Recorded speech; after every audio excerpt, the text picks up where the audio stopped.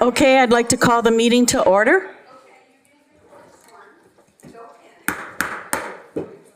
I'd like to call the meeting to order, please. Adam, will you please take roll call? Thank you. Thank you, Chair. Bartolo Square North, Nate Castillo. Bartolo Square South, Justin Richards. Blackstock South, Nancy Rand. Blackstock North, Nancy Rand. Blackstock South, Christopher Bissonette. Bryce Canyon North, John Hike. Here. Cabrillo, Rainey Steffen. Here. Cal Giesler, Teresa Salazar. Carriage Square, Guido Goldner. Here. Channel Islands, Dave Copper. College Estates, John Beck. Diamond Bar, Dennis Ralph. East Village, Ronald Orejo. Here. El Rio West, Dan Ryberg. 5 Points Northeast, Pat Brown. Fremont North, Dave Ebbett. Here. Fremont South, Kim Winch. Here. Hobson Park East, Roger Poirier. Hobson Park West, Cecilia Ravello. Hollywood by the Sea, Michelle Carrillo. Kamala Park, Robert Lucio. Here. La Colonia, Ramon Lopez. Here. Orchard Park, Diana Velzi. Here. Oxnard Dunes, Lisa Hewitt. Here. Oxnard Shores, Walt Hagedum. Pleasant Valley Estates, Rosanna Biggerstaff. Redwood, Carlos Quiroz. Rio Lindo, Sandy Diaz. Here. River Park, Paul Shenowin. Rose Park, Afonso Arroyo. Here. Sea Air, Edward Castillo. Seaview Estates, Isaac Califf. Here. Sierra Linda, Sergio Garcia. South Bank, Debbie Aravello. Southwind, Sofia Vega. Tierra Vista, Christina Thomas. Via Marina, Doug Tauber. Wagon Wheel, Amanda Meir. West Village, Michael Gleason is here. Wilson, Angela Whitecomb. Here. And Windsor North, Andres Sanchez. Chair, we have a quorum. Thank you, Adam. And I think we have 3 chairs on Zoom, but I don't know if they fall under the code.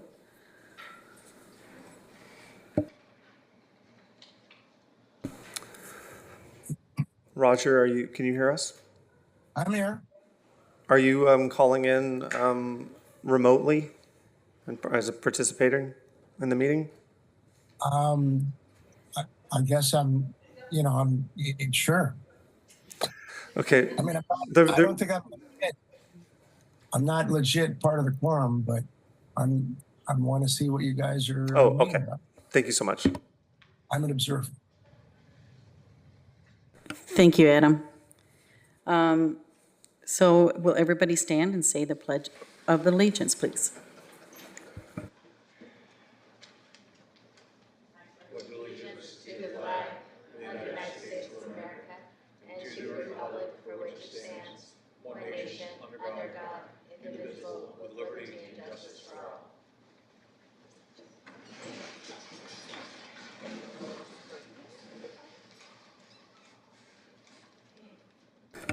Will everybody take a look at the minutes from July 3rd, 2024 and make a motion to approve or change?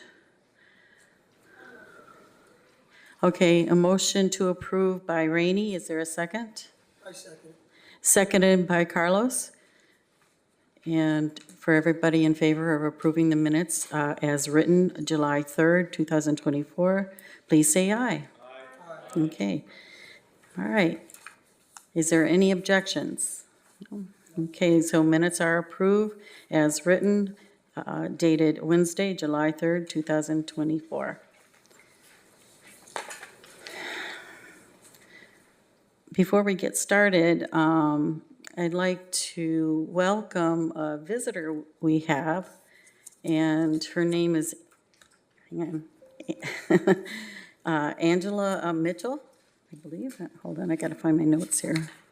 Yeah, Angela Mitchell, and she's from Windsor North. She is one of 3 people that are interested in getting their neighborhood started, and hopefully she will be, next time we see her, she'll be part of her neighborhood council.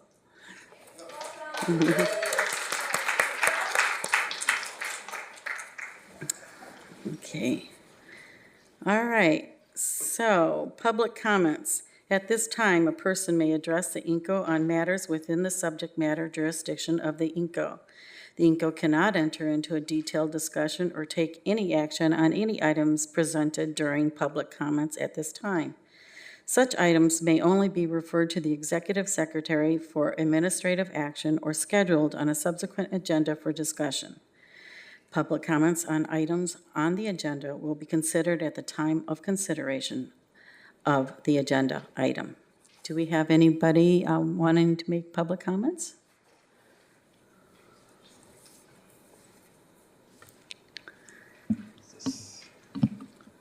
Everybody here? Agree that up a little bit. Good evening, Chairwoman and Council Chairs. My name is Austin Northrup. I'm the Planning Manager with Gold Coast Transit District. We, over the last year, have been working on our short-range transit plan, where the goal of the short-range transit plan is, one, to analyze our services and seek to make improvements to the way we provide service in our community, which includes Oxnard, Ventura, Ojai, Port Hueneme. We started last fall with a survey that went out to the community. We've been working with a consultant to do a detailed analysis of our services and have come up with recommendations for an improvement plan. We currently have a survey that is live. I have flyers for that here, but we just wanted to make sure everybody's aware that that process was going on and encourage everybody to review the recommendations that we have for service improvements. Generally, we're looking at increasing frequency. There are quite a few routes in Oxnard that we'd be looking at rerouting, changing the way we're providing that service, but generally with the goal of providing more service to more people and better service to those people. So the survey is live. It's on our website. We'll also have flyers here. And then if any of you all are interested or would help in promoting it, we would really appreciate that. We want as many citizens to see it, get it in front of their eyes, and have them have the opportunity to give us their feedback so that we can adjust the plan as we work to finalize it. So we will have those here. I will also stay for the meeting if anybody has any questions after. I'd be happy to speak with you. I can hand them out. Thank you. Is there anybody else? Oh. We have Speak into the mics, please. the survey is up now, and we have a little over a week left. We're saying the 11th, although our plan is probably to go beyond that. But the sooner the better. This was the earliest we could get it. We started at the beginning of August, and so this was the first INCO meeting we can get to promote it. So. Okay, thank you. We can't really go into real discussion here, but we.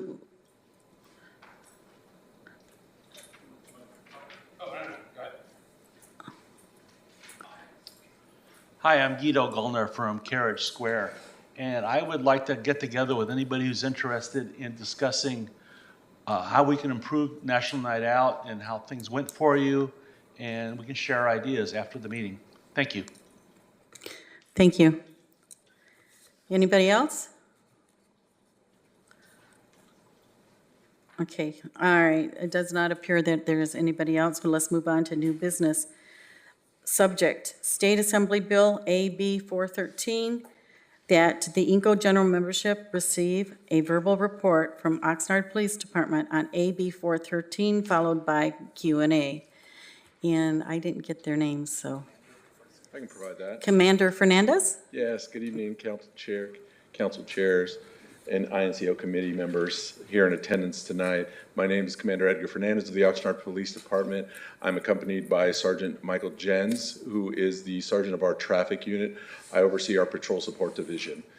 Thank you very much for having us here. It's very important for us to be able to share this message. I do want to step outside a little bit and say that we appreciate the neighborhood night out, the national night out last night. It was fantastic. Thank you for everyone that invited us out, and it was our pleasure being there, and everyone put on a fantastic event. So thank you very much for that, first and foremost. What we're here to discuss tonight is Assembly Bill 413. We're going to discuss this Assembly Bill that has actually already been passed. It is actually already law, but it's not enforceable until January 1st of 2025. Now, what we will say is that it is going to be something that we are putting out information on. We've already provided information to our residents through social media, both English and Spanish, And you will be seeing some of that tonight as well. And we will continue to do that throughout the course of the year, leading up to January 1st of 2025. This particular bill does make a significant change and will impact your neighborhood. So it is important for us to partner with you and to be certain that the information gets out first and foremost to our neighborhood leaders, and hoping that our neighborhood leadership can put that out to the community, their community members, so that we can help learn, understand, and work together to try and get this assembly bill, or understand that this assembly bill has passed, and that we need to do the best possible job we can in conforming to this particular change in our law. So it does impact a very sensitive subject in our community, which is parking. So what we're going to do is I'm going to bring up Sergeant Michael Jens, and he's going to give you an overview. Diego's going to, if you could put up our slides, that way people can follow along, and we'll be able to better discuss a little bit of what this new assembly bill is about.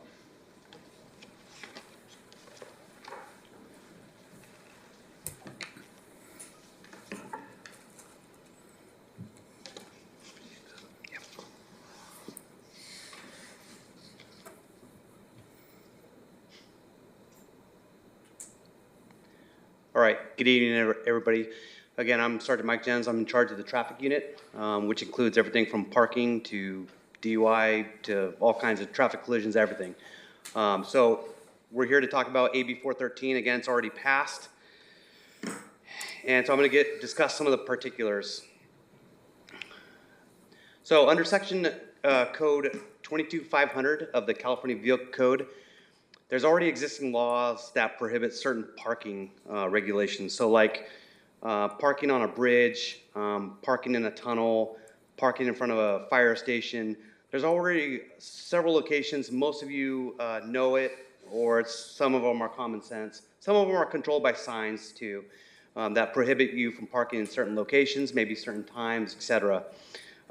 There's a bunch of them. You can look this up, but essentially everything from subsection A through subsection M controls a lot of those, like I already mentioned.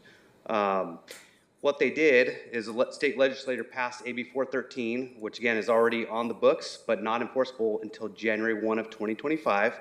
And that has an additional section, which would be N1A to the kind of 22500 of the California Vehicle Code.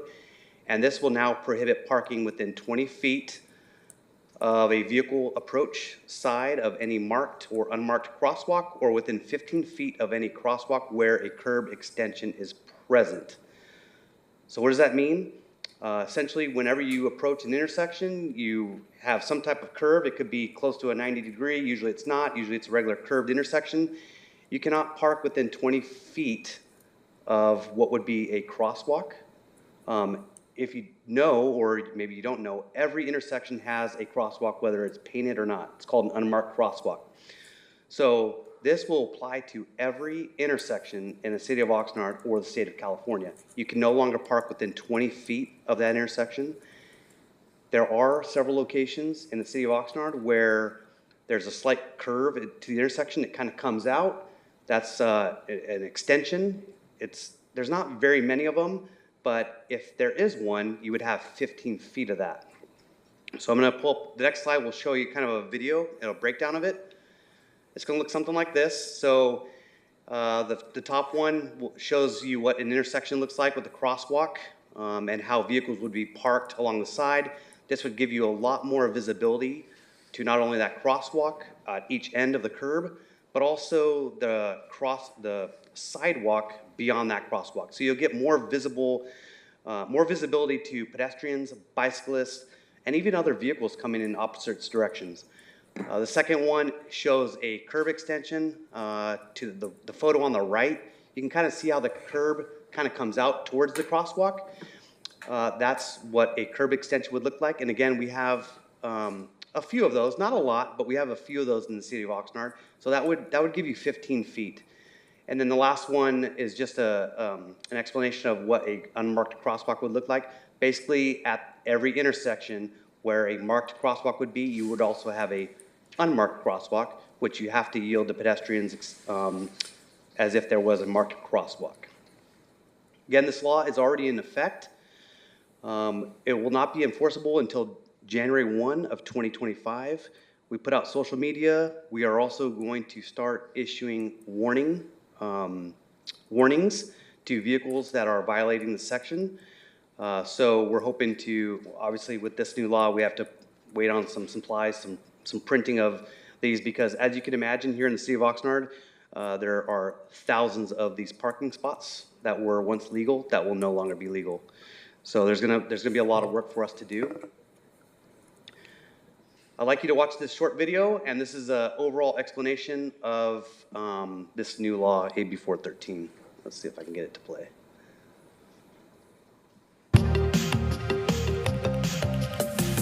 Hello, Oxnard. My name is Patrick Blanche. I'm a traffic officer with the Oxnard Police Department. We want to inform the community about the new California Assembly Bill 413, also known as daylighting.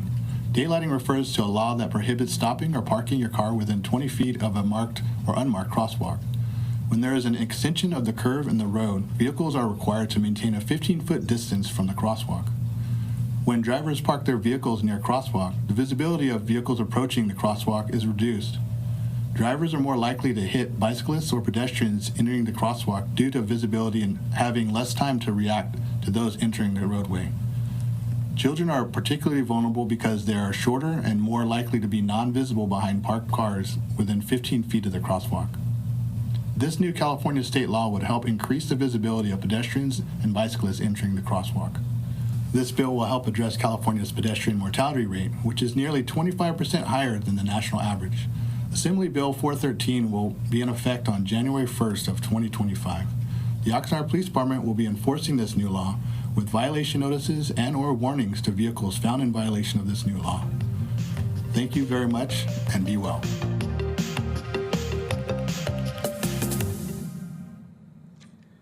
We would like to take any questions if there are any. Oh, Get it- no, here we go. Come up to the microphone, please. Yeah, that's why we're here. We knew there'd be plenty of questions. We're happy to answer as many as we can. Angela Whitecomb, Wilson neighborhood. It is my understanding that, from the presentation that you did this with City Council, that the city is not going to be painting these locations red or any color that designates what 20 feet is. So I just have more of a suggestion, is if we can all get out a tape measure and maybe some sidewalk chalk and encourage our neighborhood to just put markers on so we can start to develop a visual understanding of how long 20 feet is, because most of us are going to be kind of like going, well, maybe, I don't know, and it might just present, get us kind of used to that, and then we'll know where we can and can't park in our neighborhood. Great suggestion, thank you. So if, oh, go ahead. I was just gonna say, we appreciate any advice, any thoughts or strategies. Again, for us, it's really important to start to build this habit early and get in front of it. And that's why we're here speaking to the leaders of the community that are gonna be able to get the messaging out and find new ways to be better suited to present this to the rest of the community and continue to reinforce this upcoming change in the law or enforcement of this particular law. So thank you for that. Just probably a good reference to kind of use would probably about 2 to 3 car lengths from every intersection. Yeah, it is. It's a lot of parking, but that's a rough estimate. And I can assure you that I'm not going to take out a tape measure and give you a ticket if you're close. And I'm sure our parking enforcement officers aren't going to do the same. So we're going to use good judgment, but I would say probably about 2, full-size sedans or so, and that's about the length that would be. You would have to be away from that intersection. Rainey at Cabrillo, and you just answered it. Because I was going to ask, how are you going to expect people to anticipate this if you're not going to paint them? And Yeah. do you think that you're going to paint it at some point then? That's been up for discussion. It's not something that we're looking to actually paint at this time. It seems that if you could imagine every single intersection in I Oxnard know. painted red, Yeah. it's one, I don't know how pleasing that would be. 2, I think that that's one, a cost issue, a manpower issue. There's a lot of other things that I think that we have on the books in terms of what is legal and what isn't legal that don't necessarily need signage. But it's incumbent on us to make the community aware, and that's why we're issuing warnings and doing more social media campaigns, and just hoping that we can then in turn help the community better understand why this is important and why it's a California law now. So, but yes, that has come up, but at this point, that's not our position. Hi, Kim from Fremont South. You guys did an excellent presentation. They'll come to your neighborhood and they'll do this for your neighborhood, and it was phenomenal. I did have a lot of people at my meeting, but it's not my whole neighborhood. So if you put together a flyer and give it out to the neighborhood chairs, I'm more than willing to make copies for my neighbors and go put them on people's doors to let them know about this. As for her suggestion on marking the curb, is that kosher? Are we going to get in trouble for doing something like that? No, sidewalk chalk, I don't think so. Okay. But again, thank you again. This is why we come to the community. Oh, and your YouTube video has an excellent. Yes. Commander, can you please speak in the mic? Thank you. You had to speak in the mic. I'm sorry. Speak in the mic, please.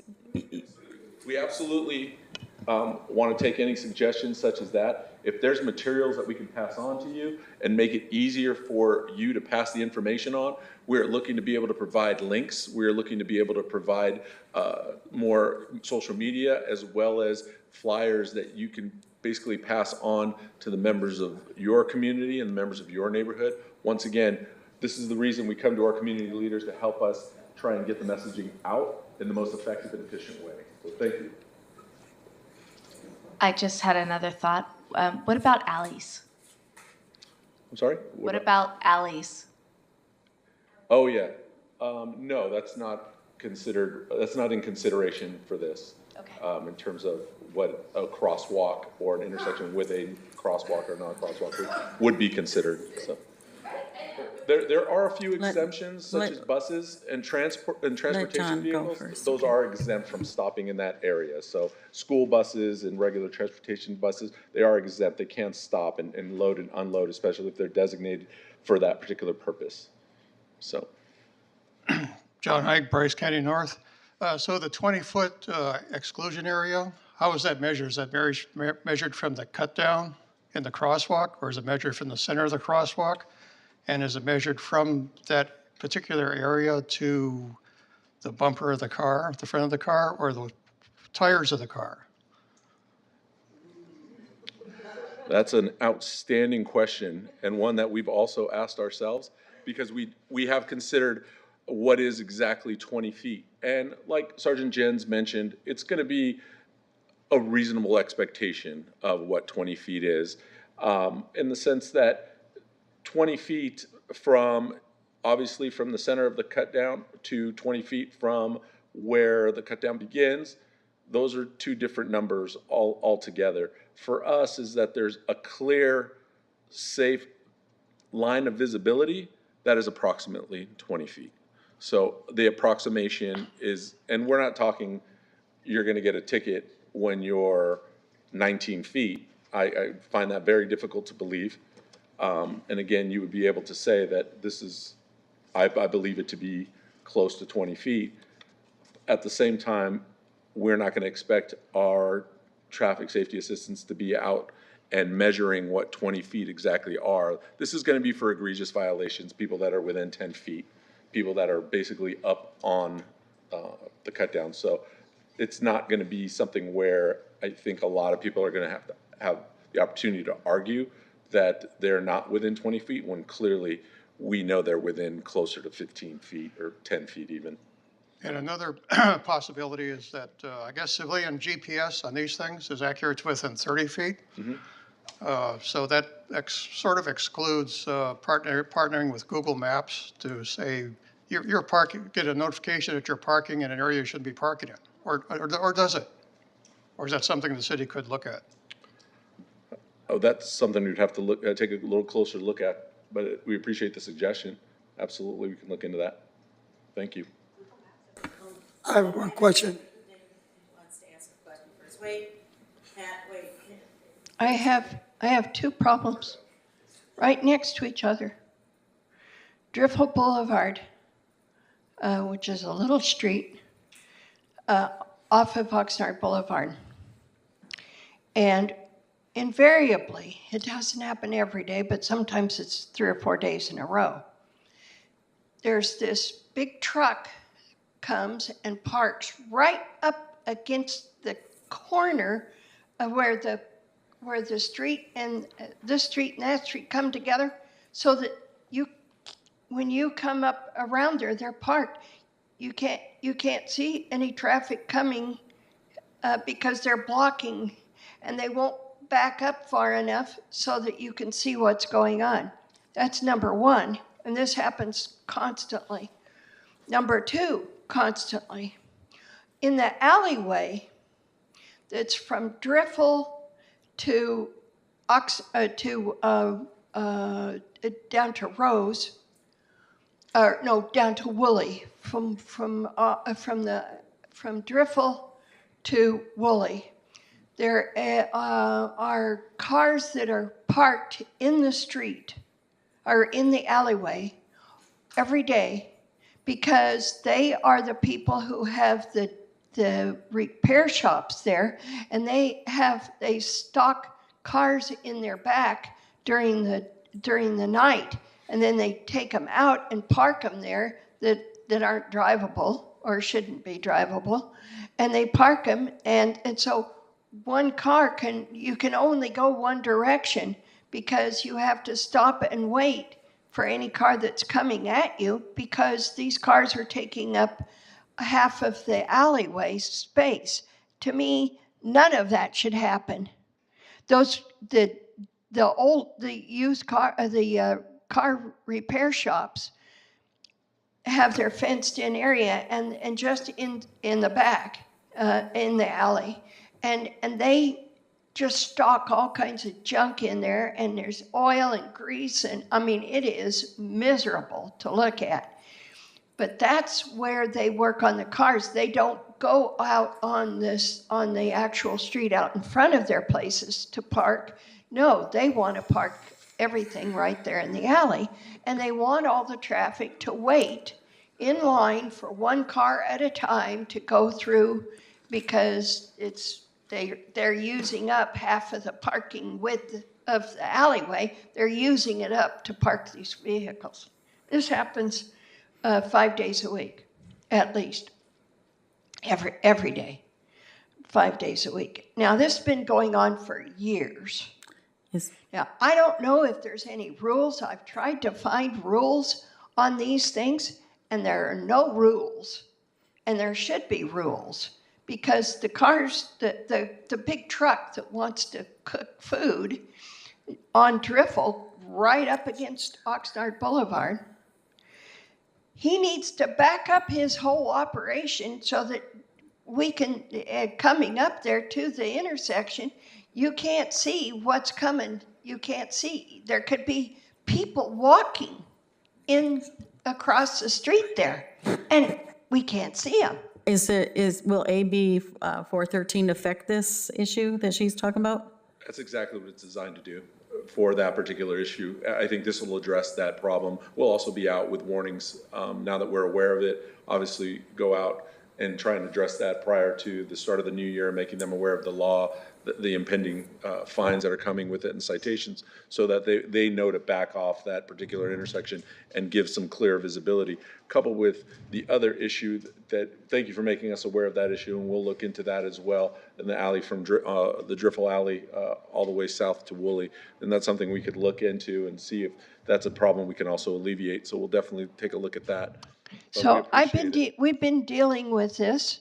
There's apartments, there's a mobile home park with 150 some spaces. I mean, we've been dealing with this for so many years, and I've complained a number of times, and nothing ever happens. So I just gave up. I just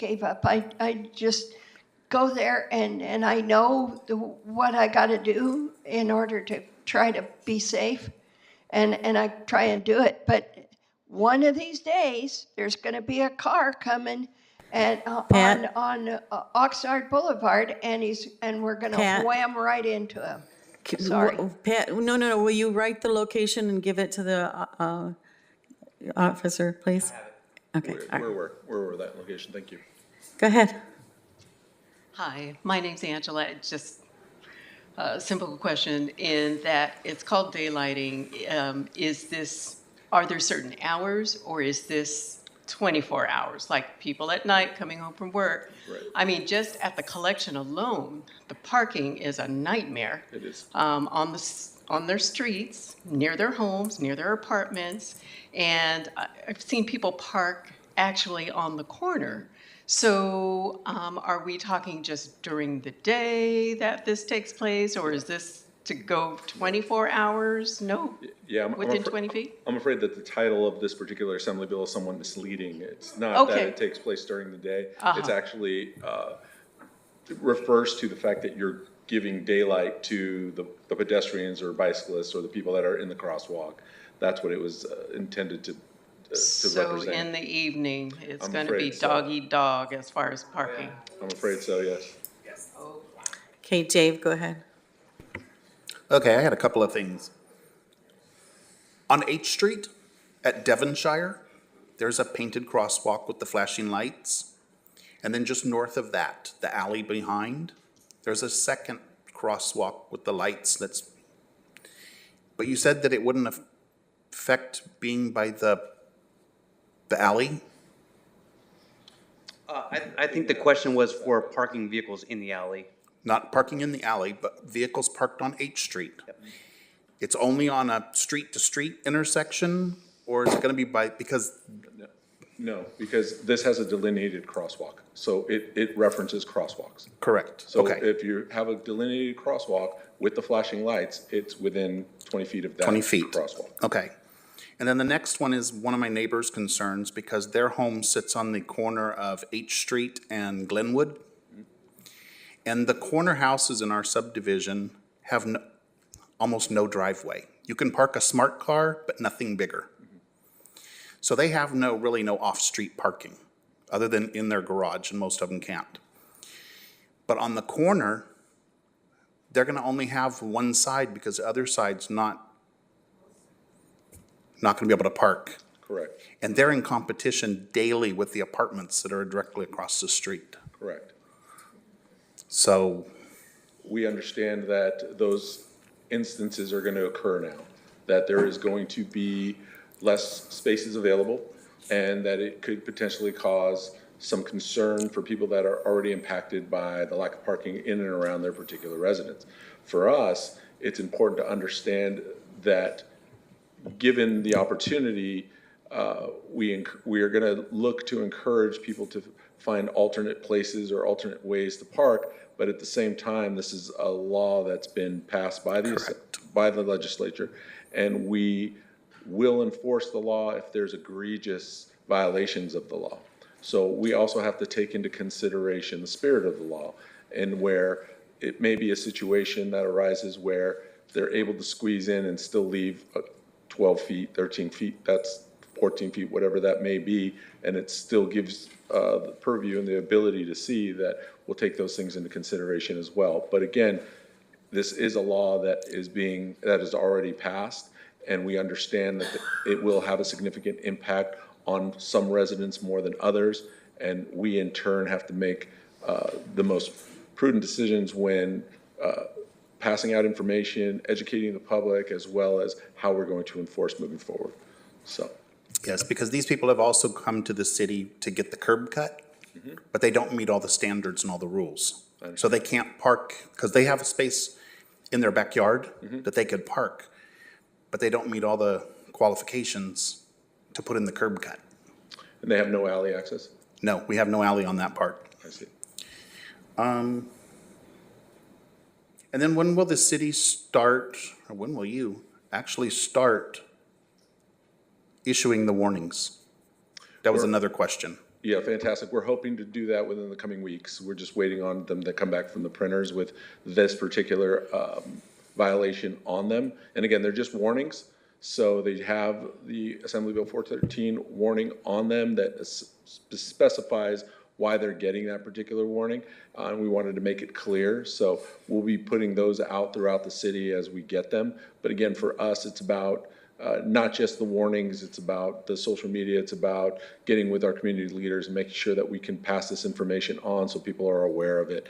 And again, we understand that it's going to impact different neighborhoods differently, but we in turn want to work with as many of our community chairs and our neighborhoods to try and alleviate some of the concerns moving forward. Okay, Rainey, Thank you. before you go, Ramon had a question, then we got a couple people have been waiting online. About parking and everything, what about on trash day at some neighborhood? You know how people are gonna start just throwing their trash cans out there farther? Yeah. Again, we hope that this doesn't necessarily cause any issues with the trash day, because again, they're street sweeping for a reason and vehicles aren't necessarily allowed to park. This shouldn't impact that. This is really meant just to designate the areas at the intersections that need to be left visible for pedestrians walking. I understand that it's gonna cause some parking issues or some concerns about parking, but we don't see how, outside of that, which is a significant concern, that's not what we're saying. But we are saying that we don't necessarily see it as being that impactful when people are doing street sweeping or trash collection, and we hope that people adhere to the regulations and the ordinances as to how long you can have your trash can out, and to the street sweeping ordinances as well. Yeah, that's my concern right there on trash day, mostly in Colonia. You know how narrow those streets are. It's just like, it's like a. And we appreciate the concern, being forward-thinking. So what we'll do is definitely monitor that as that time approaches so that we can better assess if there's things that we need to put out to the community in reference to that. Thank you. All right, thank you. Okay, we have Noemi on line.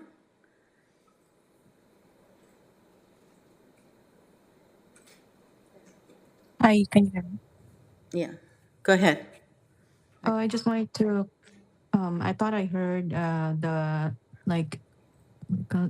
warning is gonna start this following weeks. Is that correct? Yes, we're hoping to have them in the coming weeks. Okay, that's all. Thank you. Okay, is there anybody else online? Okay, then go ahead, Rainey.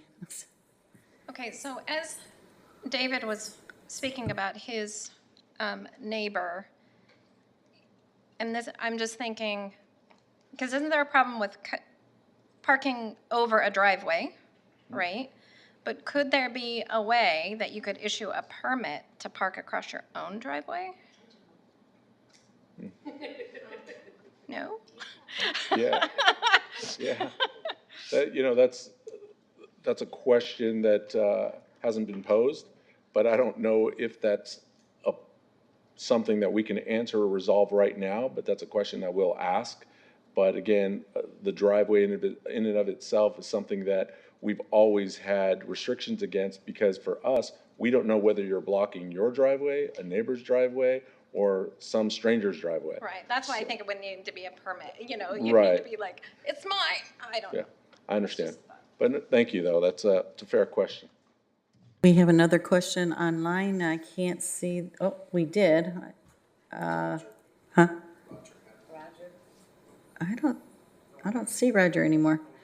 Okay, I have a question. What was the anticipated loss of spaces that the city might lose for this, based on this AB? What is it? We haven't done a complete analysis on the number of spaces. But do you have an estimated idea? We believe it'll be in the several hundreds of spaces, if not closer to 1,000 spaces or more. Okay, all right, thank you.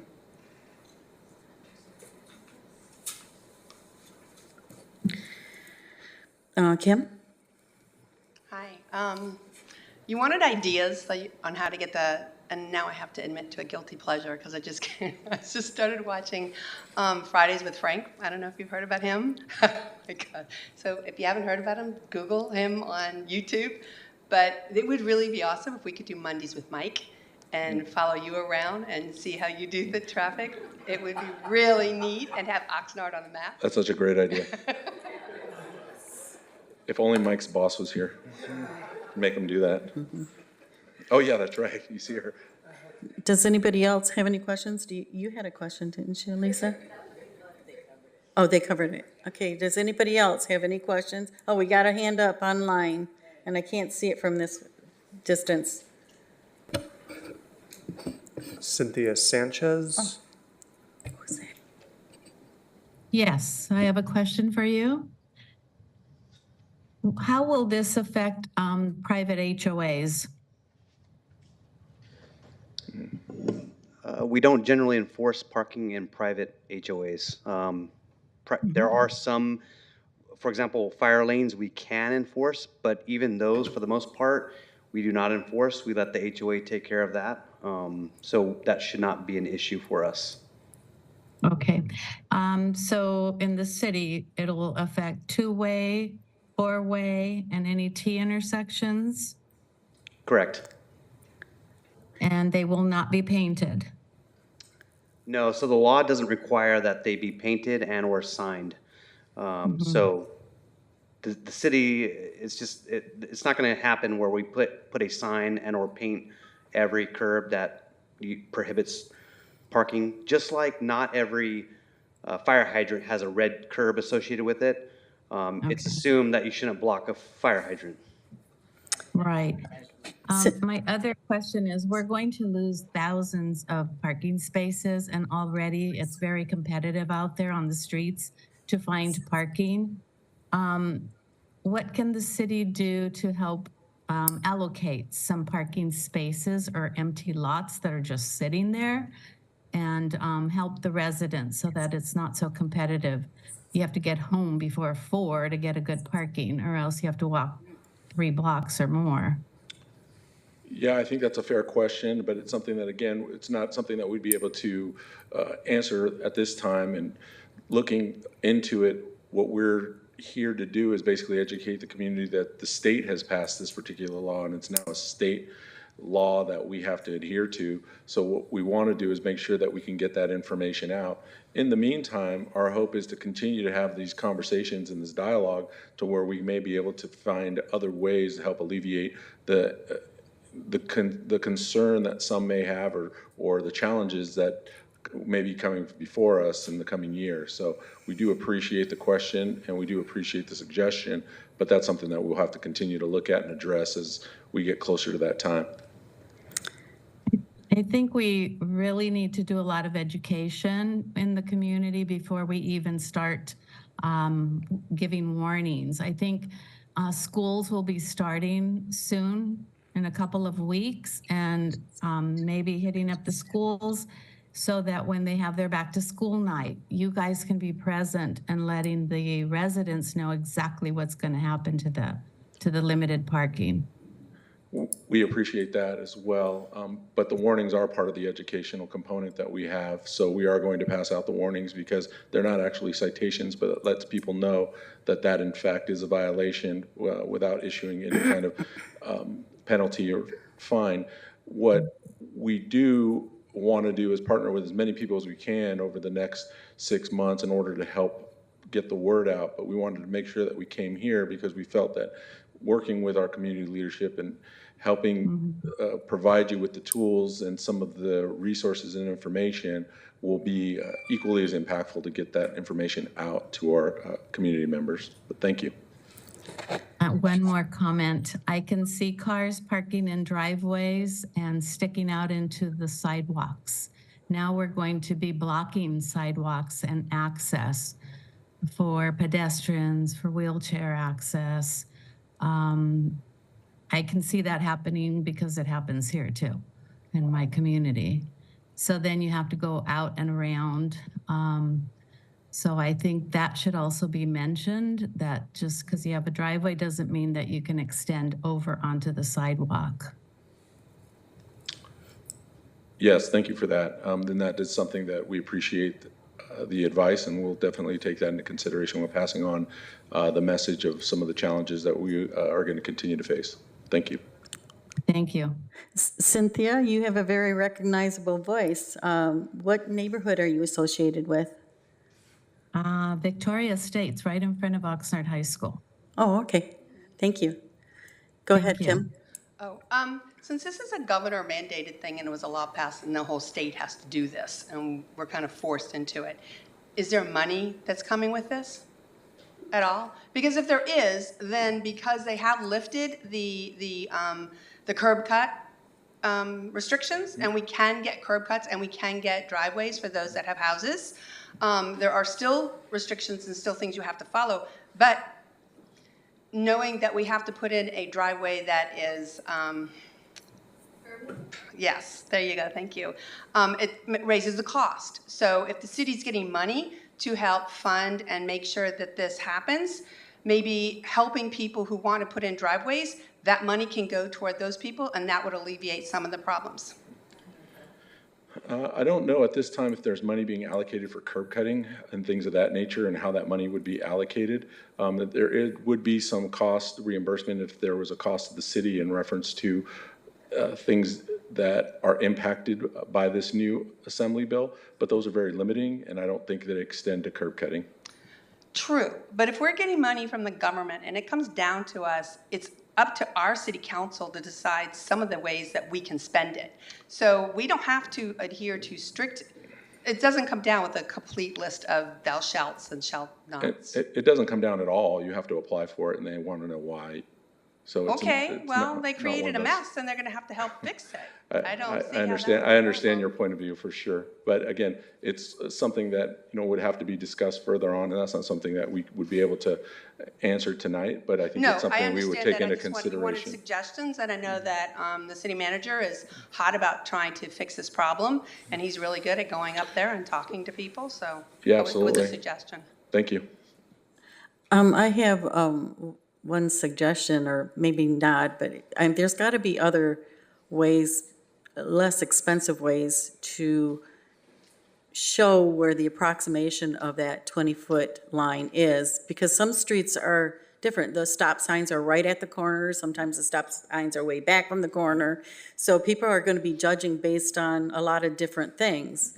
So it seems to me that maybe when they do our street painting or something like that, they could actually put maybe a white mark where that 20-foot line is, or a red mark, or whatever color you guys want. I mean, instead of, in lieu of painting the entire curb, maybe they can do something less expensive by just, or putting a little marker on there, or, a lit marker, where it reflects, a reflective marker or something. Yeah, once again, that's a great suggestion. Again, not something that we are in a position to basically try and answer tonight and figure out, but I think that that's a fair suggestion, something that I'm sure we would pass on to people that are looking to help alleviate this issue and try and help prepare us better for it as the year comes.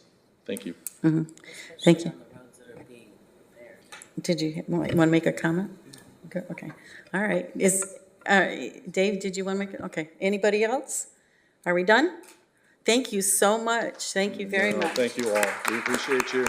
And we appreciate your suggestions and any help you can provide for us. We are thankful for. And Oxnard Police Department is hiring. So if you know of anyone that is interested from the age of 21 on, we would welcome them to come on. If they can look on our website, we also have some literature available for them that the Oxnard PD is looking for qualified applicants. And if there's any that you know of that age range that have always been interested and they want to look into it, please send them our way. We'd be very happy to guide them through the hiring process.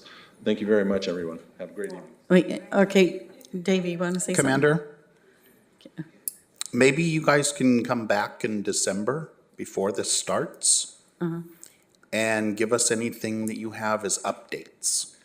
Yeah, we can do that, absolutely. And again, some of our updates hopefully will revolve around being some of the things we've already put into place, and if there's some of the suggestions we're going to be able to ask about, then those things may have come to fruition, and we can definitely talk to you about those things. But I will tell you that those suggestions are all very fantastic, but they're also very labor intensive and they're very costly. So they will take time. But in the meantime, our goal and our objective is to provide our community with the information. So we're asking all of you to put forth that information to you, the members of your community, so that they're aware that this is coming, so that the onus isn't solely on the police department, it's on all of us to be able to let your neighbors know and let the people in your community know, because we may not be able to get to a marker or a stripe or something like that in a timely fashion, yet the law is going to go into effect at the end of the year. So we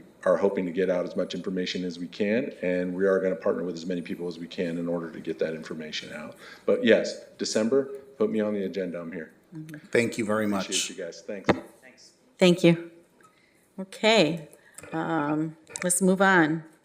Item 2, Oxnard EMS Core Training Program, that the INCO general membership receive a verbal report from the Oxnard Fire Department, on the Oxnard EMS Core Training Program, followed by a Q&A. Wonderful. Good evening. Welcome. Thank you, chair members and community leaders. My name is Alejandro Villasenor. I'm the EMS specialist and community paramedic for the Oxnard Fire Department. I'm also the EMS Core Program Administrator, along with Guadalupe Melchor. She's our case manager for the EMS Core Program.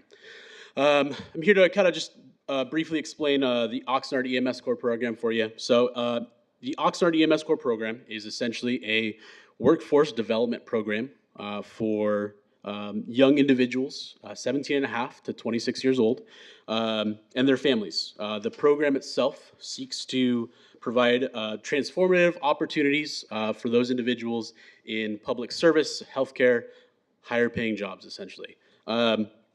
The EMS Core Program actually started in Alameda County about 12 years ago, and it's now coming to Oxnard, so it's been well, thoroughly tested, if you will.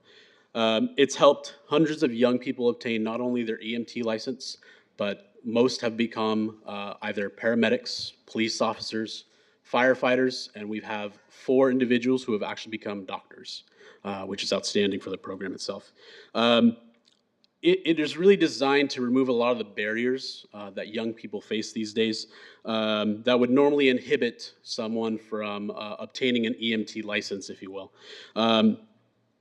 With that, the program comes with wraparound services, including mental health, physical wellness, and health. Also provides life coaching and mentorship, along with write-outs and the class portion itself. One of the key sticking points for us is that we're providing students with a $1,500 stipend per month for attending class. So again, one of those monetary barriers that we're trying to remove for students. The program is slated to start January 15th, 2025, and will run consecutively in 5-month cohorts through the end of January 2027. We are in partnerships with the county as a whole, including Ventura County Fire Department, Ventura County EMS, Public Health, Clinicas, American Medical Response, Gold Coast, obviously ourselves, Vista Real Charter High School, which is one of our main supporters in this program. We have open recruitment currently. We have some wonderful flyers up here. I also have my card that I'm going to leave up here if you guys have any questions regarding that. But I encourage you to inform the youth in your communities about this program. Applications are currently open. We have, I think, over 30 applications as of this morning. And with just a quote-unquote soft launch, we have our official program launch starting next week, August 14th.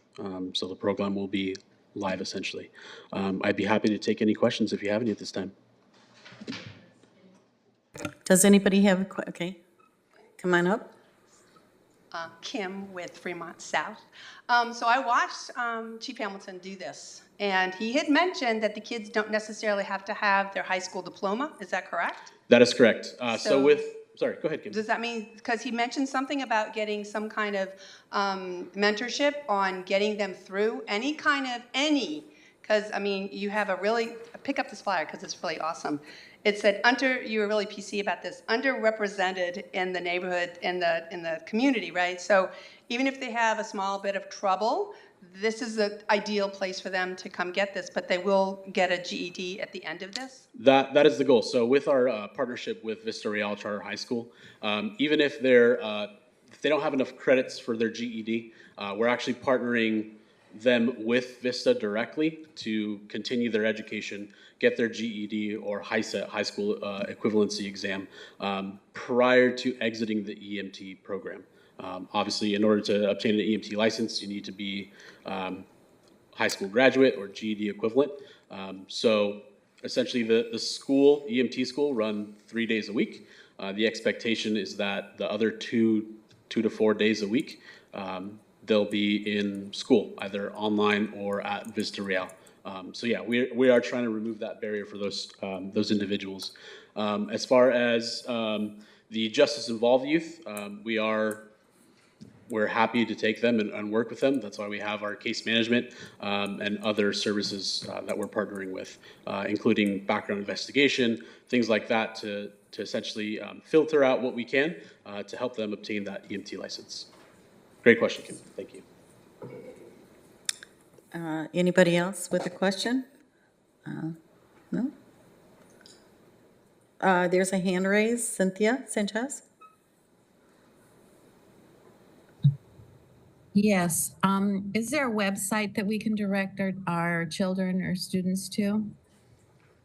Yes, absolutely. So it's Oxnard, EMS Corps, CORPS.org. And that will take you directly to the application. Okay, thank you. Just, would you repeat that just one more time so for anybody who may have missed it? Sure, absolutely. It's www.oxnard.org. Thank you. And we have flyers up here. Thank you, Kim.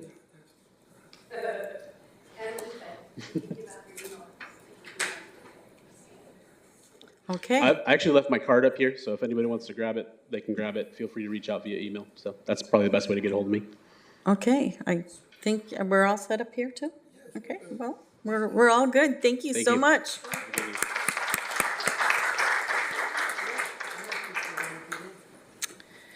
Okay, candidate forum. That the INCO general membership discuss the scheduling and planning of the 2024 candidate forum for local elected officials. I'd like first Ron to come up here to give us an idea as to, do you have your list with you, Ron? Or, no? You have your list handy or no? If you don't, that's okay. Okay, good. I figured you would. Good evening, everyone. Ronald Arwejo, East Village neighborhood. I guess I can just tell you briefly that just as of tonight, that was just updated 10 minutes ago by the Ventura County elections. All the city council races have at least 2 candidates already filed. The only races that don't have multiple candidates are the clerk and the treasurer. And so that's where we're sitting at right now in regards to the 4 races that are contested. If people don't know, City Council District 3 in Northeast Oxnard, District 4 in downtown, and District 6 in South Oxnard, and of course the mayor at large. So we're looking at, the executive board is looking at doing a candidates forum, much like what happened 2 years ago, and with the special election in District 6, I was the moderator for both of the candidate forums, and so hopefully we're looking at what is going to happen in regards to dates, structure of forum for this upcoming election period. So, thank you. Yeah, all right, thank you. And I think there was several people that are anticipated to sign up. Is that correct, Ronald? Because there's like for each district? Okay, all right. So I don't know where we're going to go from here. What the executive board was planning is to have Ronald come back and once we do have because I think by our next meeting, that's when the sit time closes, is that correct? So Ronald will be coming back to the executive board to discuss the plans as to how we're going to proceed. One of the things that we will need is a backup moderator. And if you guys have any recommendations for a possible backup moderator, that would be helpful. Go ahead, Yeah, Ronald. so Chair Velzi, in regards to the final day that people can submit their documents, if the incumbent is running again, it's August 9. If the incumbent is not running again, it's August 14. So August 14 will be the last date. There is also a period for write-in, and that happens in the 1 to 2 weeks after the August 9 period also too. Okay. And we do plan on, depending on how many people are running, will determine how many days that we have going on. And if it is as big as the list that we saw, we may have to do it in 3 separate forums. But if it's not, we could probably cut it down to 2. But I think the one race is definitely going to be big enough that we're going to have a special day just for that one. And so anyways, but we do need volunteers or recommendations for a moderator, plus any recommendations as to how you'd like to see these things go, and or any input that you would like to give. Is there anybody out there that would, or are you guys comfortable with the way we've been doing it? Just holler out, I don't care. Okay, go ahead. Ronald, would it be a good time for people to start submitting some ideas for questions? So at this time, I think what has been done 2 years ago and at the special election is that when the date is set, then the flyers for social media and physical, they're going to show the information and also link and other ways to submit questions to the organizing committee. So I think when the date is set, all the information in regards to that will be put on whatever notice is going to go out, and then that's when it's going to happen. Usually in the last 2 candidate forums, questions were received between 1 to 4 weeks before.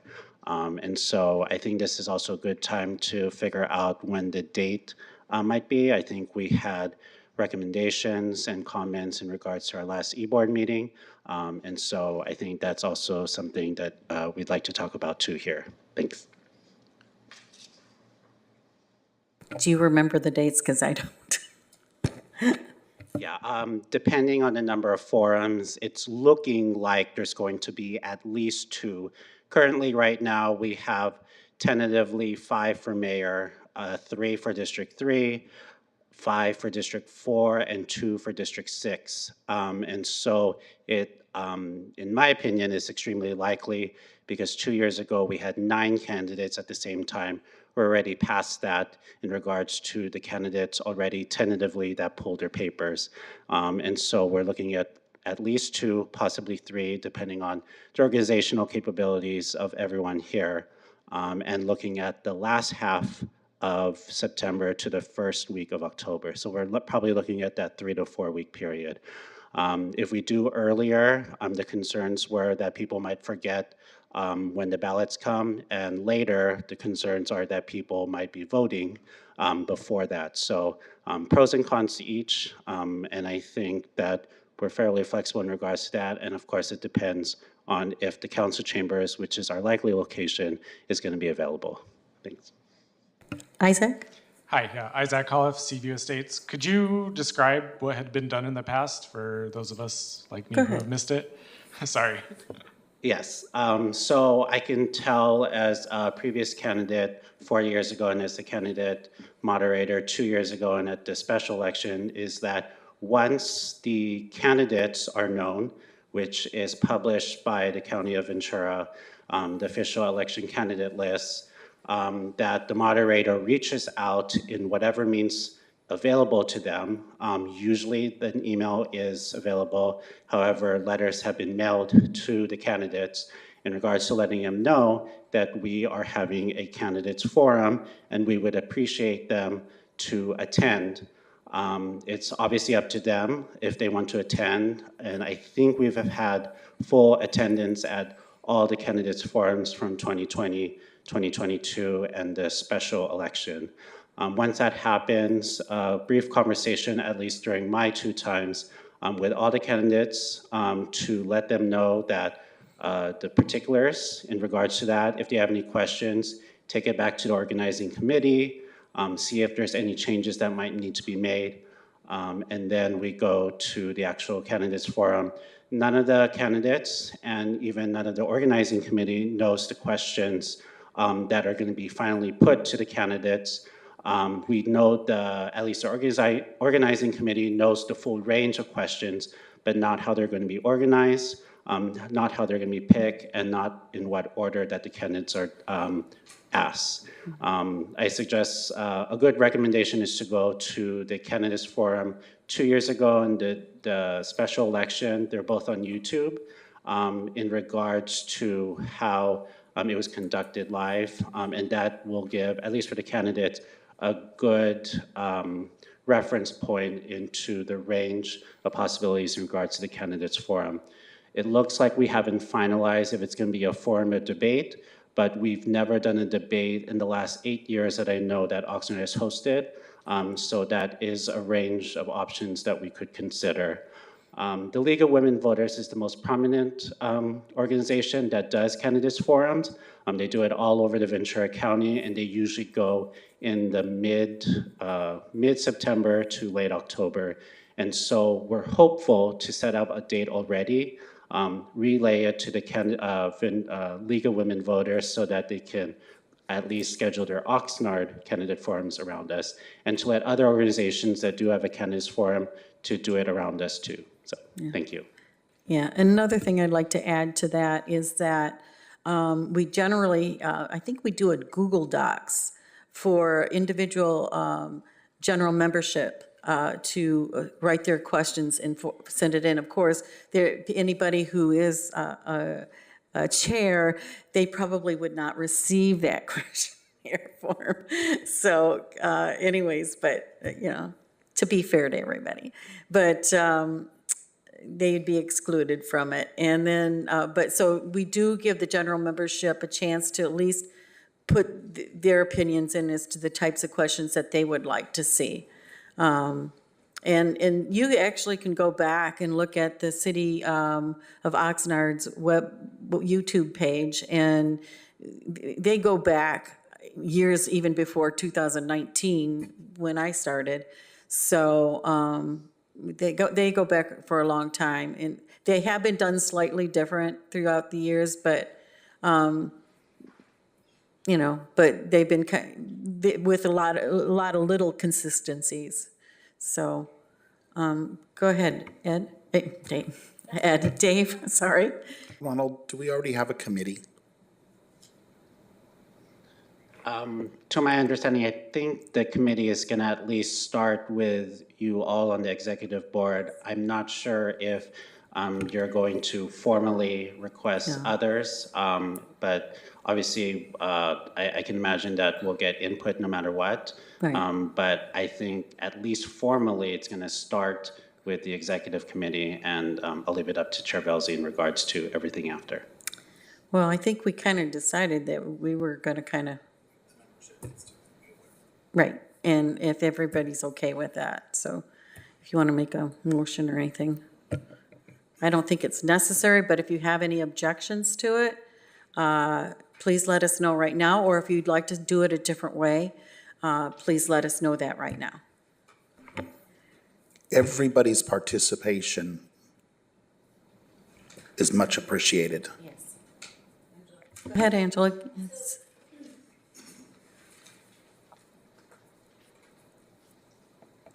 So I'm running for District 4, and so I obviously won't be getting this information, but so is my vice chair. So for the Wilson neighborhood, you're probably going to want to send it to the secretary, who is Gary Blum, or one of our members at large. But I think Can we trust them? I'm just teasing. Right, I know, because they're all my friends. But yes, no, I think that'll be just fine, and then you'll get some questions that are pertinent to the downtown and Wilson, at least for our district. Okay, Thank you. we'll have to look it So up. could we have Gary reach out to us if? Go ahead. Angela? Could you have Gary reach out to us if he has questions or, so at least he knows? Yeah, Thank well, you. Adam has his info too, so. I actually have his info too, so. Anybody have any recommendations, would like us to do it differently this year? Please speak up, because we're here to listen and take your recommendations. And we're going to be talking about it again in the executive board meeting next week, so if you guys want to chime in or listen in, please do so. Except for Angela. And anybody else running for. So please, definitely, speak up now if you'd like, and then we'll talk about whatever you recommend next week, or come to our executive board meeting and we'll take all information in, okay? And please, definitely, if you have any recommendations for a second backup, thank you, moderator, please send us a note. Send Adam and myself, or Adam and Lisa, or Dave, just not to all five of us. Well, if you do, blind copy us, okay? Yeah. With your recommendations. Go ahead, come on up to the microphone.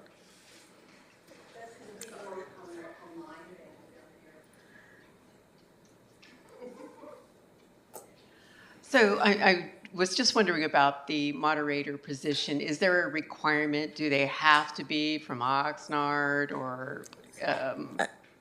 Well, no, we the actually county? sometimes use the moderator that, I can't think of his name, is right on the tip of my tongue, from League of Women's Voters too sometimes. So, no, but we want somebody to be comfortable with it, so. With some experience. Are you volunteering? No.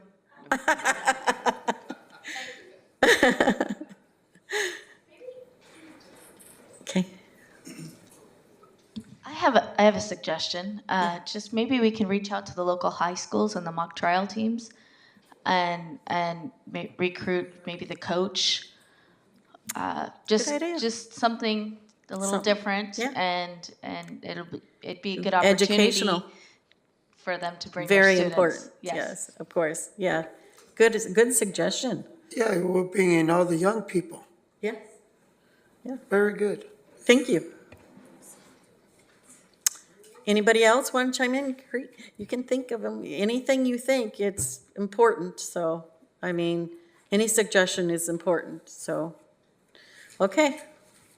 Looks like we don't have anything further, so if you guys want to, if you think of something later and want to come to next week's meeting, you can do it via Zoom or come in person and make your recommendations there. Okay, let's move on to item F, neighborhood chair reports. Neighborhood chairs may individually report on items of interest or concern to their neighborhoods. The INCO cannot enter into a detailed discussion or take action on any item presented during these reports.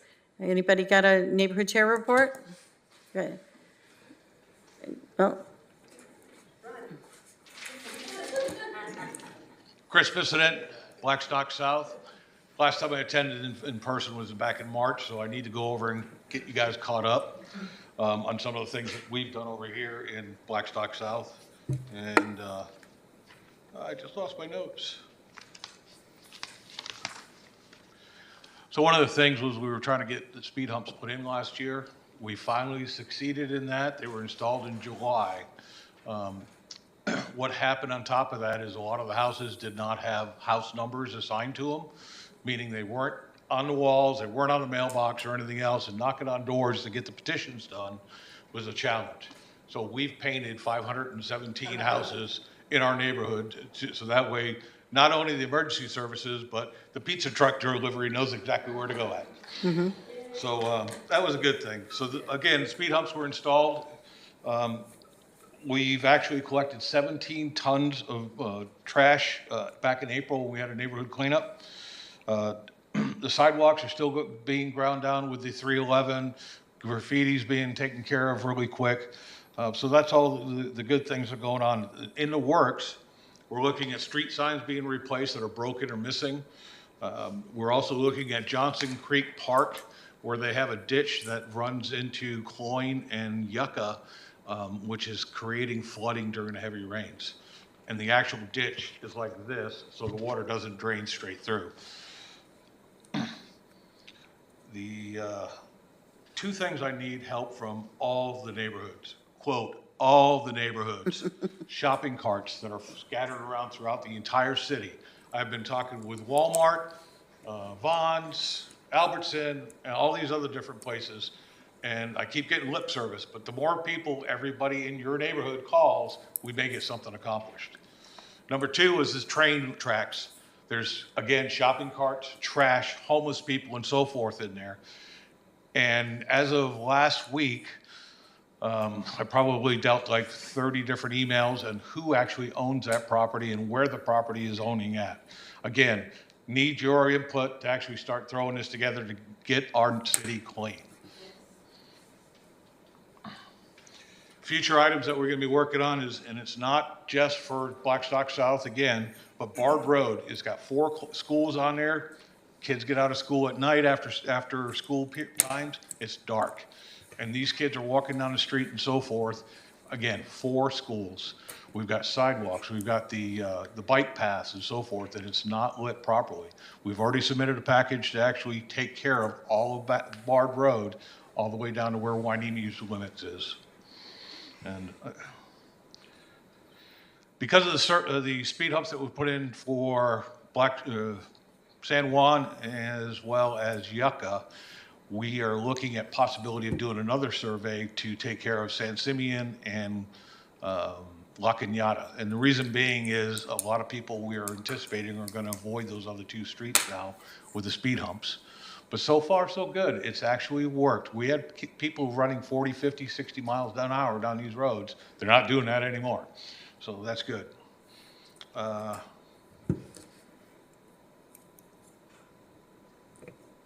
Looking at doing another possible meeting in September to elect other officials for Blackstock South. And I got word from the North Pole that Santa Claus is coming to visit us again. All right. So we're good. Woo-hoo. Hey, Chris, I just want to give you a little information.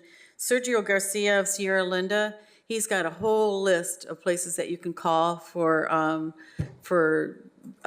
shopping baskets and shopping carts. So I'll get you in touch with him. Okay. Go ahead, Kim. Kim from Fremont South. We had a meeting in July. It was an election meeting, and I got reelected. We also had both the gentlemen here from PD who came, and they did that same presentation to our neighborhood, and they gave out a lot of information. So I would really encourage you to invite them to your neighborhood. We also had Jeff Pingilly and Michael Wolf come with Jose Rivera from Traffic Engineering, and they did a full presentation on the new non-restrictions on curb cutting. And they gave us a whole list of things of what you need to have done beforehand and handed out things and gave us the link on where you can go to apply because you need to have a permit to come and get it done. The biggest obstacle I had was you have to have your garage completely empty and available for a car to sit in it if you want to get a curb cut. So that's like the first major hurdle. But if they were really good at bringing a presentation to us, I would reach out to Jeff. His email address would be Jeff, Jeff, Pengilly, Pengilley @oxnard.org. And I would email him and ask him to come and do a presentation. And then we had a whole street who was interested in doing permits because of the car parking and everything, and they wanted to do permitted parking. That is not a good idea. Not only do you have to have your garage cleared out, you have to have all of that street plus all of the surrounding, 70% of the people in the surrounding area also have to sign a petition to do that because it'll just eke out. But I have the handout that he had. I can put it up there if you're interested in it. But he did a very good presentation as well. And I think that's it. Thank you. Thank you, Kim. Hi, Robert Lucio, Chair for Kamala Park. Okay, you can hear me? Okay. Closer, I am close. Our initial meeting took place in July. The meeting included updates on projects in South Oxnard by Alex Nguyen, insights from our beat officer, and updates from the Public Works team regarding road, alley, tree trimming, sidewalk resurfacing projects, and illegal dumping, as well as organic waste in the area. We will be tabling at the Summer Day Festival at Beck Park on Saturday, August 17th from 11 a.m. to 3 p.m., put together by the City of Oxnard and Bright Youth Coalition. This event presents an excellent opportunity to listen to neighbors' concerns, identify areas for improvement, and engage neighbors to attend INCO activities. And we are still promoting the need for greater community involvement in the Durley Park feedback survey. So that's going to be one of our agendas at the Summer Day Festival. The Kamala Park INCO Executive Board is coordinating a neighborhood street and alley cleanup tentatively for September. So we're just kind of trying to get that moving. We haven't done that before. I'm pretty new to it, and my treasurer as well. So just trying to organize it. So I might ask for some help on that. Just kind of getting that together. And our upcoming Kamala Park INCO meeting is scheduled for Monday, October 14th from 6 to 8 p.m. at Kamala School. So we're trying to get that locked in. We are incorporating feedback from our previous meeting into the agenda. Thank you. Thank you. John? John Ike, Bryce Canyon North. I have to say thank you to code compliance, because it looks like the abandoned building, which used to be Ralph's on Saviors Road, is no longer getting ready to combust spontaneously. That's pretty good. The trash looks like it's been cleaned up, and it's an empty building. It's not like a wasteland waiting to do bad things. And then Walmart, if you're listening, there are shopping carts in our neighborhood that you could pick up. And please send me that list of how to do that. All right.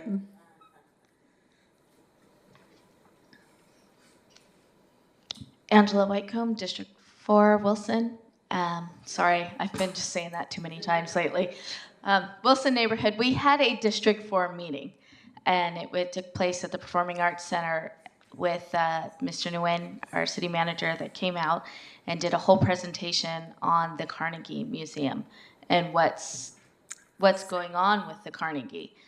And what's going on with the Carnegie is nothing is going on with the Carnegie. They are doing a study on the arts because they have some historical artifacts that date back from before it was an art museum that need to be studied because some of them might be native property that needs to be returned to the tribe that they originate from.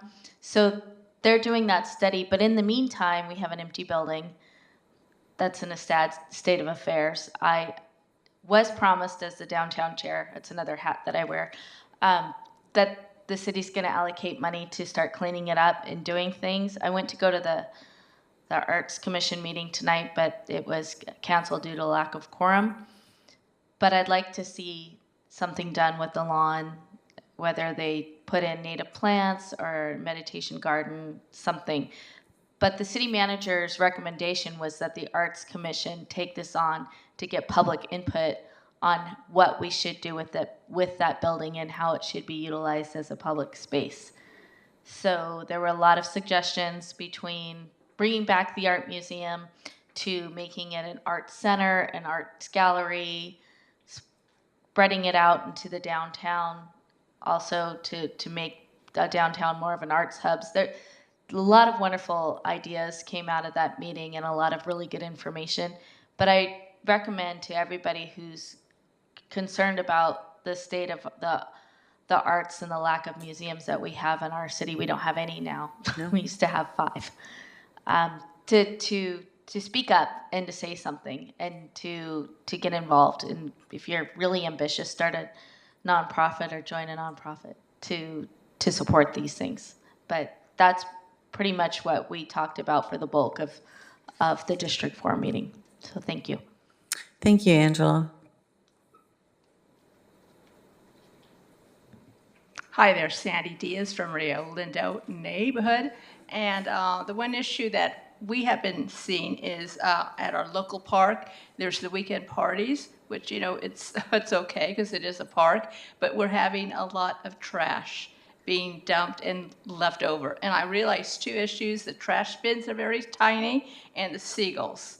You know, the seagulls are a big issue getting out the trash. But there's a little small preschool that holds a class every Monday, and they were just surrounded by trash. So I walked back home and told my husband, let's go, let's get trash bags and gloves and start picking some of this trash up. And by the time we got back, because I live a very short distance from the park, the city was there picking up the trash because the preschool teachers had already called and requested some help. The following Sunday, there was so much trash that I showed my husband. We're both reaching out to our council people, and they've been very responsive. So, and I live very close. I walk there every day, so I usually make my rounds on Saturday mornings, Sunday mornings, just to make sure, you know, who's setting up their tents. And these are like 4 or 5 huge tents. So once again, the city council is helping us once again, and also with the shopping carts. We're seeing many shopping carts just left there. But so that's our issue with the trash at the parks.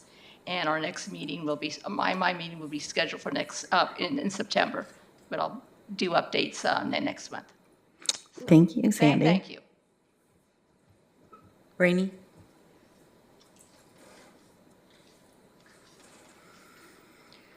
I am Rainey with Cabrillo, and I'm just trying to get my information up here, sorry.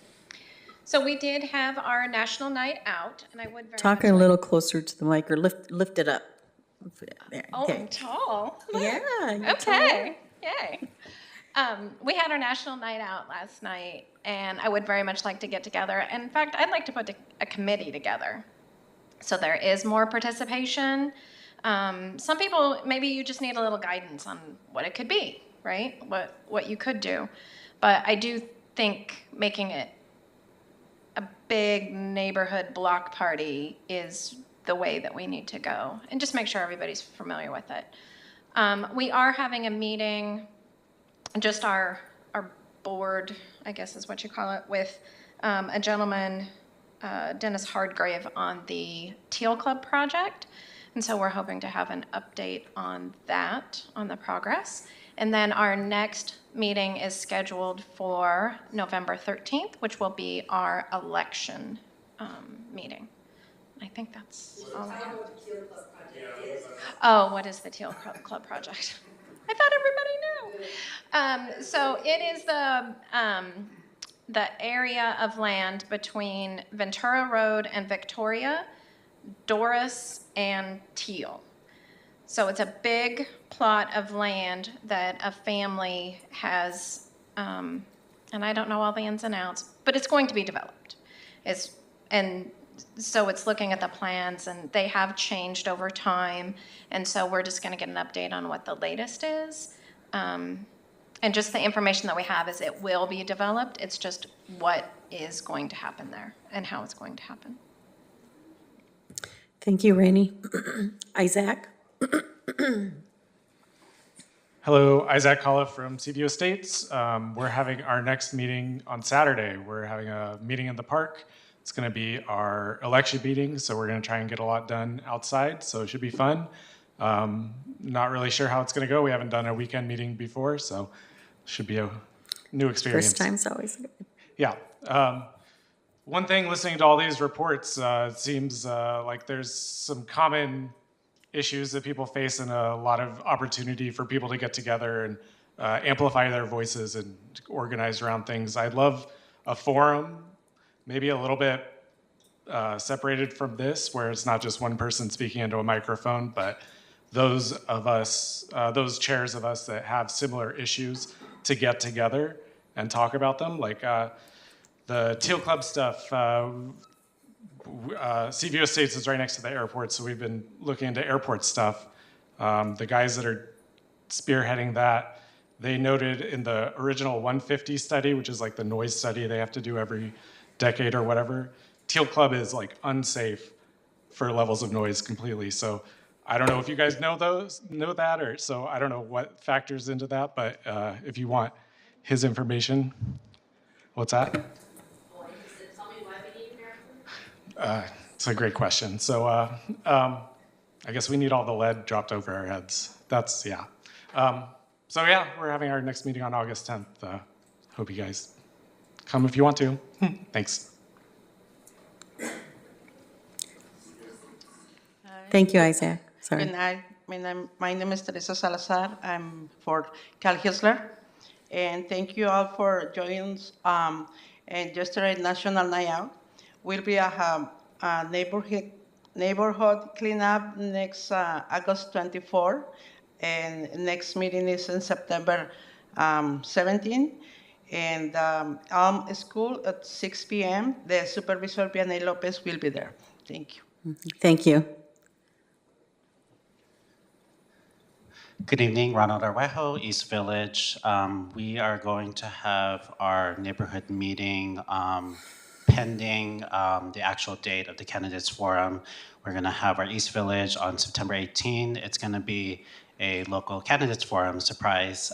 So we are going to be inviting our United Water Municipal District candidates. We have 3, Rio School District, we have 1, and of course, Mayor, Council, District 3, and City Clerk Treasurer. So we're looking forward to having that. Thank you. Thank you, Ron. Anybody else? Anybody online? No? Anybody up here on the dais? You're good? You're good? No. Huh? What was that? Okay. So for Fremont North, we were going to have our alleys redone. We didn't know that it was going to be so intense. They're completely gutting the alleys and rebuilding them. It's a major project, and so far it's looking great. Okay. Thank you, Dave. Is that it? Anybody else? Lisa? Within this Teal Club project, anything about that I want to know about, because I wonder if they're going to work on anything with the ditch that has anything to do with that Teal Club. Okay. So if anybody, We're talking about neighborhood claim reports. I know, but I want to know about this. All right, just let her know, okay? Would you just let me know? Okay, yeah, Dune's meeting is the 16th, and we're going to have Sarah from Recycling there. Okay. Oh, okay, no, go ahead, I'm sorry. Oh. All right, go ahead, Kim. The Teal Club project apparently has been in, because this is the first time I've heard about it until we got this email saying, hey, we want to come talk to you about it. It's been in the works since 2008, I think. So they've made this big plan. They're going to dig it all up. Okay, but we're supposed to be talking about neighborhood chair reports. But go ahead, Kim, finish and then Okay, move I'll on. talk to you later, but it's part of my next report, I guess. Oh, well, no, if that was your chair report, didn't you already get up and get your chair report? Okay, all right. Thanks. All right, thank you. Does anybody else have any chair reports to provide? Okay, so let's move on. I hope people understand the reason why we got to stick to the agenda is because we are Brown Act, and we got to stay to the agenda as best as we can. We're not perfect, we mess up a lot, but we should do our best to stay with the agenda. And so it's not to cause problems for anybody. I mean, we all make those mistakes. I even get off the subject, so. let's go on. The executive board reports. Does anybody up here have an executive board report? Okay. I actually have a couple of things. But before, I do, one of the reasons why we're here is so we can share with each other what's going on. And we can learn by each other by what they're saying. And if there's a big enough issue, you guys, as members, can say, hey, I want to get on the agenda because I think we need to talk about this issue. You can make those recommendations to put it on the board, and then we can sit here and talk about them, as long as it's on the agenda. Now, that's not to say that neighborhoods can't have joint meetings and stuff like that and getting together.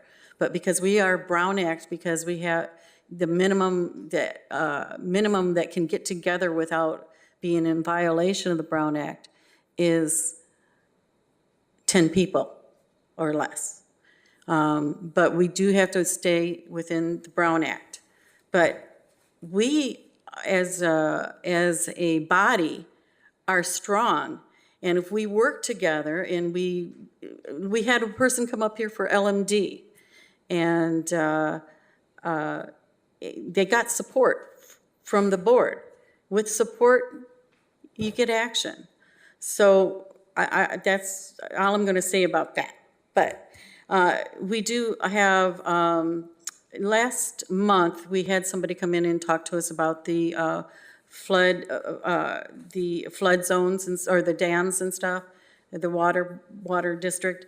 And they did kind of give us some incorrect information that, we don't have to worry about it if the dam broke. Now, granted, it is highly unlikely, but we were not here to try to scare anybody, or it's part of our duty as chairs to help with the ready and resilient for our city. And that's one thing we look for. And when we do ready and resilient, I think sure that a lot of people who have been involved with disaster preparedness, you look for the worst case scenario. It doesn't mean that worst case scenario is going to happen, but you want to be prepared for the thing, because there's always going to be something that no one ever thought of, and it could happen. So that's why we asked these questions. It wasn't because we were trying to scare anybody or anything like that. But there is a flood zone map, and I'm getting a copy of it.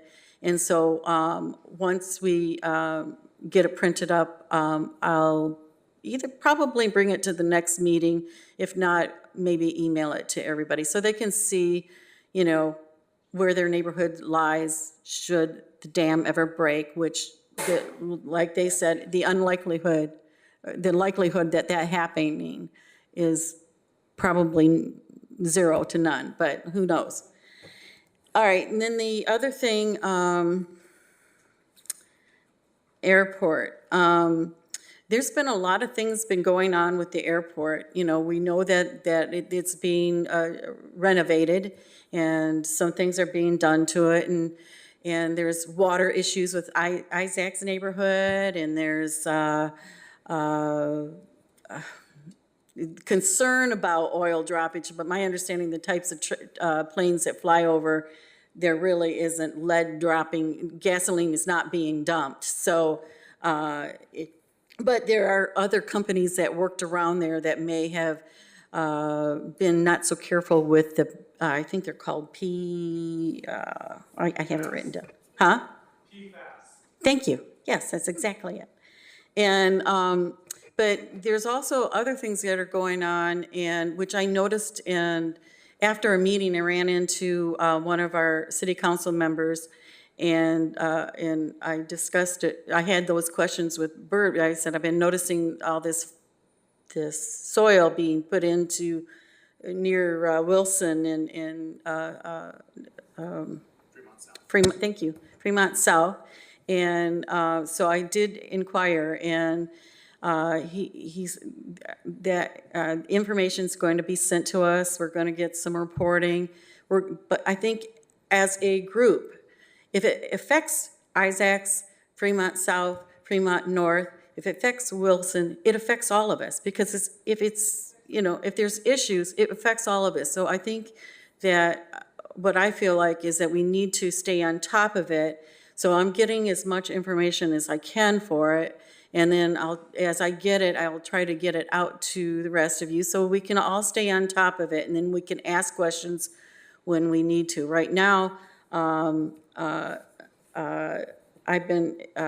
was given the name of Dave Nafi. He's a deputy director, the County of Ventura Department of Airports, and I may not have that exactly correct. So I will stand corrected on that because I know that is not totally accurate. Anyways, I have been put in contact with that, and as things come out, they will be sent to me, but I have also, Councilmember Perrello has asked that the neighborhoods that will be most affected by the soil in their neighborhoods to be given out to the neighborhoods. And we have given the contact information for the neighborhoods that are most affected by it. But I think as a whole group, we need to stay on top of it. And as information comes out, we need to start asking the questions. So I do want you to know that some of you will be receiving emails from probably somebody you don't know, and that's why. And that's it for me. Is there anybody else? Oh, one more thing on that. I guess it's the request for the testing hasn't gone in yet. So once for the soil, not for your end, Isaac, but I know it's going to be worked on. So as time goes on, but I may be, I'm just learning all the details on it right now. So some of it might change in a few days here and there. So that's it on that. Anybody else up here? No? Okay. All right.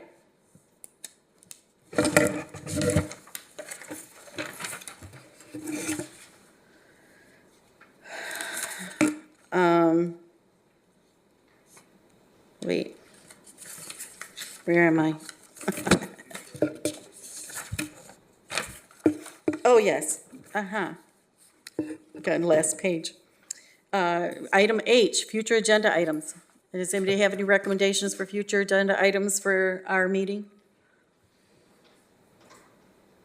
No? Okay, then I'll start. I suggest that we have a future agenda item in the month of December with the gentleman that spoke with the commander and the sergeant that were here, reference AB 413. I'm going to be joining Rainey and Kim, and we're going to be speaking to the developer guy for the Teal Club project because it does impact our neighborhoods directly. Isaac, we're going to meet on the 12th. Yeah, 5 o'clock? Okay. So after our meeting and stuff, I think we might be able to come back to this forum for a report to give everybody an update on this large development that's going to go in and impact a lot, especially with traffic. Let's see. Angela has a lot of hats right now, but one of the things that she spoke on was the Carnegie Building. If we could get more input from the arts and from parks and whoever else and get together and discuss it. I think they should be on the agenda. Yes. Yes.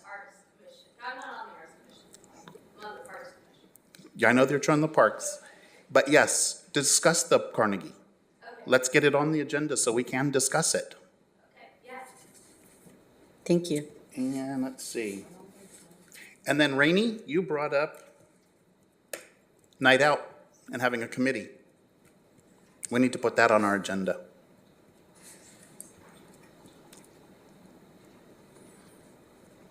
So thank you. That's it? That concludes all good me. Stuff. Anybody else? No? Go. So people on Zoom can hear you. That's right, sorry. I'd like for the INCO to reach out to more of the defunct neighborhoods that don't have not that the neighborhoods are defunct, but the councils are defunct. No, we have a committee that does that, and I forgot to mention that, but we have people who do that. Okay, just maybe some reports on, so we know how we can help if you need help, or what, just so we have a clue what's going on, so I Yeah, don't do okay, this. no worries. Thank I you. usually give it to our executive board, but and sometimes I give it in here too, when there's a success. But Okay. we're having a back and forth, but, Excellent, thank you. all right.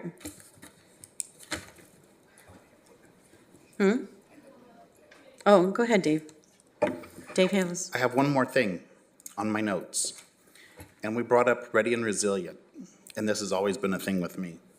We used to have training in Ready and Resilient, and it was awesome. We haven't had that in years, since the beginning of COVID. But it'd be wonderful if we had fire and maybe a couple of other entities within our city come and speak to us about, and reminders about things that come up. We're just experiencing earthquakes. Is everybody ready?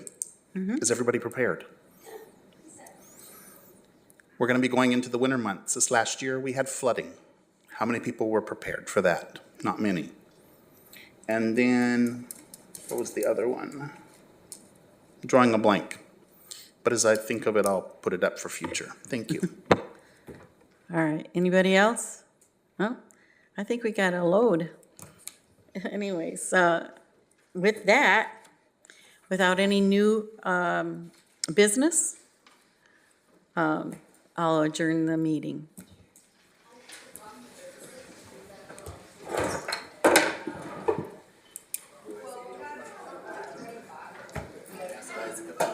Say that again? What was that?